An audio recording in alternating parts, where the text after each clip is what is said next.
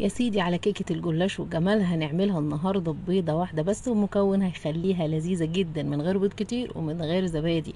هتطلع معاكي دهبي ومقرمشة جدا من فوق ومن تحت وطرية ودايبة وشاربة الشربات من جوه. وعلشان نعمل الشربات هنحتاج كوبايتين سكر، كوباية ونص مية، عصير نص ليمونة، وهنرفع على نار وسط لحد ما الشربات يغلي. بعد كده هنحتاج صينية مقاس 26 أو 28، وندهنها فرشة سمنة، ونجيب لفة الجلاش اللي وزنها 500 جرام، وناخد ورقة ورقة نكشكشها ونكرمشها ونرصها في الصينية لحد ما نخلص اللفة كلها. ويلا بينا نعمل صوص التشريب اللي هنسقي بيه الجلاش.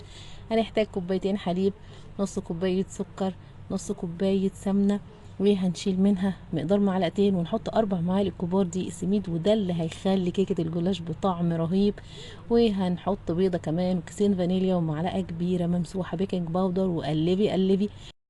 واركني الخليط دقيقتين على جنب علشان دي البسبوسه يطرى ويزيد شويه. بعد كده وزعي الخليط كله على صينيه الجلاش، بعد كده معلقتين السمن وزعيهم على الوش، ودخلي الصينيه فرن سخن مظبوط على درجه حراره 200 نص ساعه على الرف اللي في النص.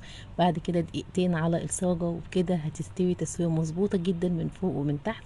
اول ما تطلع وهي سخنه اسقيها بالشربات البارد، وبالسكينه نغزيها، بكده الشربات هيتوزع في قلبها. والشربات طبعا قاعدة على النار من 7 ل8 دقايق. بعد كده حطينا الفانيليا. هتسقيها بالشربات كله، كلي احلى كيكة جلاش.